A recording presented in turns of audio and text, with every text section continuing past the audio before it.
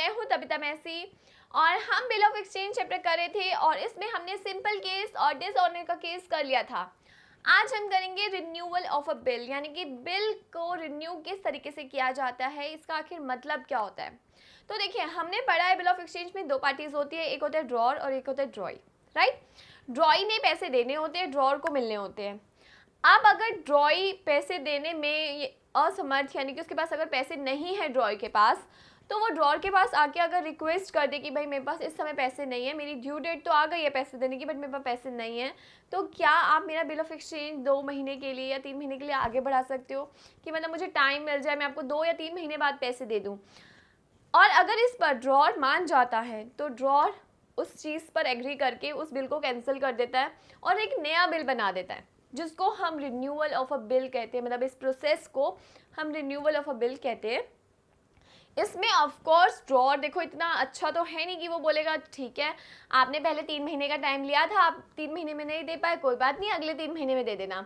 ऐसा नहीं है, ड्रॉर इस चीज़ के पैसे चार्ज करता है, यानी कि एक्स्ट्रा पैसे लेता है जो इंटरेस्ट कहा जाता है। यानी कि ड्रॉर बोलेगा कि ठीक है आपको 2 महीने बाद देने हैं, 3 महीने बाद देने हैं, आप दे देना, लेकिन हमें 500 रुपये एक्स्ट्रा दे देना या 1000 रुपये, जो भी इंटरेस्ट का अमाउंट होगा जो उसको लगता है कि उसे लेना चाहिए, वो एक्स्ट्रा लेगा उससे। तो इस प्रोसेस को हम रिन्यूअल ऑफ अ बिल कहते हैं, जिसमें नॉर्मली हम लोग इंटरेस्ट चार्ज करके चलते हैं, जो कि हमें क्वेश्चन में गिवन होता है। अब इसको हम समझेंगे, इसमें जनरल एंट्री को समझेंगे बट एक एग्जाम्पल के थ्रू। मैंने जैसा कि पहले वाली वीडियोस में सेम एग्जाम्पल लिया है कि ए ने बी को सामान बेचा, 30,000 का बेचा था। अब हम उसी को आगे कंटिन्यू कर रहे हैं। अब बी ए के पास आके बोलता है कि भाई मैं सामान के पैसे नहीं दे पा रहा हूँ, तो क्या आप मेरे इस बिल को आगे बढ़ा सकते हो। तो ए जो है उस चीज़ पर एग्री करता है कि ठीक है मैं पहले वाला बिल आपका क्या करूँगा, कैंसिल करूँगा। तो जो सबसे पहली एंट्री ड्रॉर की बुक में होती है वो होती है कैंसिलेशन की, यानी कि जो बिल पहले बन रखा था उसको कैंसिल करना। जब हम बिल बनाते हैं तो क्या एंट्री करते हैं, हम बिल बनाते वक्त बिल रिसीवेबल अकाउंट को डेबिट करके जो भी हमारा डेटर होता है उसे क्रेडिट करते हैं। इतना पार्ट हम सीख चुके हैं। आई होप, मैं ये मानकर चल रही हूँ कि इतनी चीज़ अभी आपको आती है अच्छी तरीके से, राइट। अब उसे कैंसिल कैसे करेंगे, कैंसिल का मतलब बी को अगेन अपना डेटर बनाना, ठीक है, क्योंकि बी को हमने सामान बेचा, उसको अगेन अपना डेटर बनाकर बी आर को हम कैंसिल कर रहे हैं, तो बिल रिसीवेबल अकाउंट को हम कैंसिल कर रहे हैं, तो that is called cancellation of bill receivable. हमने उसे कैंसिल किया। सेकंड, इंटरेस्ट, इसमें मैं एग्जांपल में ले रही हूँ कि भाई ए कहता है कि मुझे 500 रुपये एक्स्ट्रा दे देना, ओके, और प्लस एक चीज़ कि भाई बी ये कहता है कि थोड़ा पैसा अभी ले लो और बाकी बाद में लेना। इसमें ए का भी ये रोल रहता है कि ए भाई अगर और पीरियड और टाइम पीरियड अगर उसको दे रहा है तो वो ये भी कहता है कि कुछ पैसा तो मुझे अभी चाहिए। तो इस केस में हम मान के चल रहे हैं, जो कि आपको क्वेश्चन में क्लियर लैंग्वेज में लिखा होगा कि जो भी पर्टिकुलर पर्सन है, राम श्याम जो भी नाम होगा, वो पर्सन इतना अमाउंट अभी दे रहा है विद इंटरेस्ट, ठीक है, जिसमें इंटरेस्ट का अमाउंट ऑलरेडी इंक्लूडेड है। तो सबसे पहले देखो हमने बिल कैंसिल किया, पहली एंट्री बिल कैंसिल करने की, सेकंड इंटरेस्ट लगाने की, थर्ड उससे वो पैसा लेने की, ठीक है, इतना करेंगे, और बाकी पैसे पे बिल रिसीवेबल बनाने की, यानी कि इस केस में हमारे पास 4 एंट्रीज होंगी। फर्स्ट कैंसिलेशन की, सेकेंड एंट्री हमारी होगी इंटरेस्ट लगाने की। अब एक बात बताओ, ड्रॉर के लिए इंटरेस्ट इनकम है क्योंकि उसके पास पैसा आना है, तो अगर इनकम होती है तो उस अकाउंट को हम क्रेडिट करते हैं। तो हमने इंटरेस्ट अकाउंट को क्या किया, क्रेडिट किया, राइट। किससे आना है ये पैसा, बी से। अगेन बी के अकाउंट को हमने डेबिट किया। देखो बिल कैंसिल का अमाउंट था 30,000, इंटरेस्ट का अमाउंट है 500, तो ये हमने बीइंग इंटरेस्ट चार्ज लिख देंगे और ये आ जाएगा। थर्ड एंट्री क्या पास होगी, थर्ड होगी जो हम उससे पेमेंट रिसीव कर रहे हैं। ये देखो ये क्वेश्चन टू क्वेश्चन डिपेंड करते हैं कि उसमें इंटरेस्ट का अमाउंट ऑलरेडी इंक्लूडेड होगा क्योंकि वो पहले लेते हैं। तो इस केस में हमने कैश पेमेंट में उसे 10,500 ले रहे हैं। ड्रॉर के पास पैसा आ रहा है, बैंक अकाउंट डेबिट होगा, किस नाम से, किससे आ रहा है, बी से। कितना आ रहा है, 10,500, ठीक है। जो पैसा आया हमने अपने बैंक में दिखा दिया कहाँ से आया, बी से। बाकी कितना बचा, देखो 30,000 का सामान था, 30,000 का एक्चुअल में अमाउंट था, उसमें हमने 500 इंटरेस्ट लगाया तो 30,500। 10,500 उसने हमें दे दिए तो बाकी का बचा 20,000 रुपये। 20,000 रुपये अभी उससे हमारे पास आने हैं, जिसका हम न्यू बिल क्रिएट करेंगे। न्यू बिल क्रिएट करने के लिए हमें बी को अगेन क्या करना पड़ेगा, बी आर को हमें डेबिट करना पड़ेगा। फोर्थ एंट्री बी आर बनाएंगे हम कितने का, ये अमाउंट है 20,000 का, ठीक है। तो 20,000 का हम बी आर बनाएंगे और क्रेडिट किसको करेंगे, बी को, कि भाई अब बी से पैसा नहीं आना, अब उस नए बी आर से आएगा हमारे, क्योंकि बिल जो भी बिल रिसीवेबल है वो एक क्या कहते हैं ट्रांसफरेबल पीरियड डॉक्यूमेंट है। तो हमने बी आर अब क्रिएट कर दिया कि अब हमारे पास पैसा कहाँ से आएगा, बी आर से आएगा। और कौन, वो बी आर हमें कौन दे रहा है, बी दे रहा है, और बी को हमने अपने डेटर में से हटा दिया। तो ये 4 एंट्री पास होती हैं। सबसे पहली एंट्री बिल कैंसिलेशन की, जो हम बिल कैंसिल कर रहे हैं। सेकेंड इंटरेस्ट का अमाउंट लगाने की।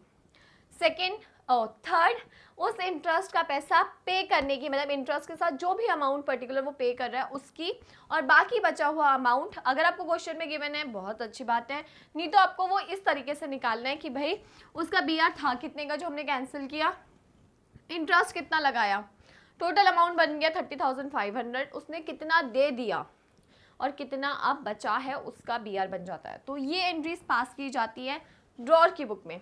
अब ड्रॉय की बुक में क्या पास की जाएगी, देखो ड्रॉय अपनी बुक में क्या एंट्री पास करेगा, सिंपल ड्रॉय अपनी बुक में क्या क्या एंट्री, ड्रॉय की बुक में भी सिर्फ 4 एंट्रीज पास होंगी। जो कैंसिलेशन की एंट्री इसने करी है वो भी कैंसिलेशन की एंट्री करेगा।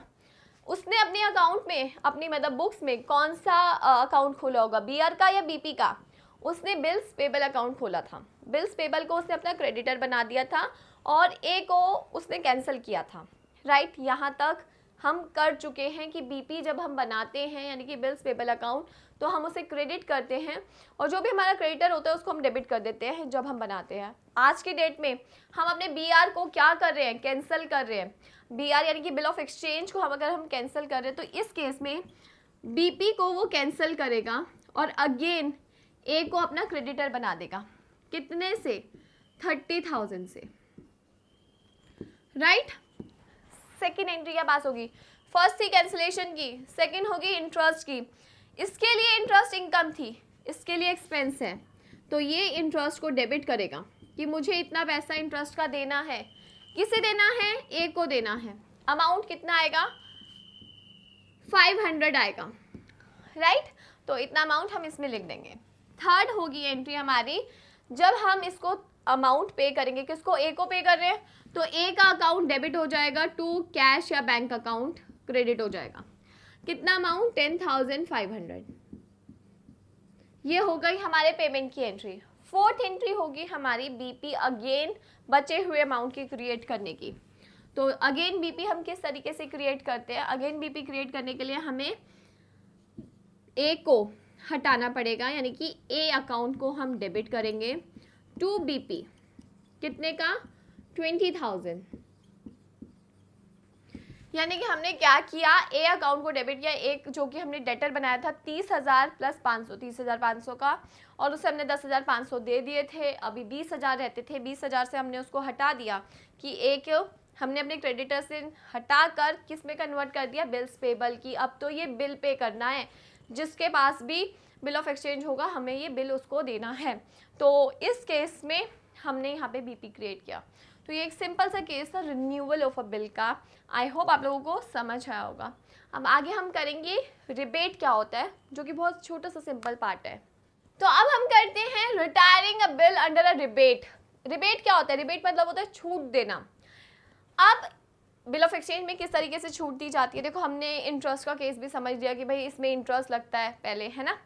अब छूट का मतलब क्या है, अगर ड्रॉई ना समय से पहले पैसा अरेंज कर ले तो वो ड्रॉर के पास आके बोलते हैं कि मेरे पास पैसा अरेंज हो गया है तो मुझे कुछ तो छूट मिलनी चाहिए। अब जैसे कि पहले वाले केस में हमने 30,000 एग्जाम्पल लिया है ना, अगर इस केस में ड्रॉई आके बोले कि पैसा तो अरेंज हो गया है, आप मेरे से अभी 1 महीने बाद ही ले लो, लाइक 3 महीने के बजाय सिर्फ 1 महीने बाद ले लो, लेकिन मुझे 500 या 1000 रुपये की छूट दे दो, तो उसे हम रिबेट कहते हैं। जब भी 3 महीने या जो भी टाइम ड्यूरेशन से पहले अगर ड्रॉय पैसा जमा करा दे तो उसको रिबेट कहा जाता है। तो देखो ड्रॉर के लिए, जो ड्रॉर है उसके लिए रिबेट एक नुकसान की बात है, राइट, क्योंकि उसे जितना पैसा मिलना चाहिए था उससे कम मिलेगा, तो एक तरीके से वो डिस्काउंट दे रहा है उसे, राइट। लेकिन रॉय के लिए ये अच्छी बात है, मतलब बेनिफिट है। आप ये देखो कि ये उसके लिए बेनिफिट है, क्यों? क्योंकि उसे जहाँ 30,000 देने थे अब उसे 500 या 1000 रुपये का बेनिफिट हो रहा है।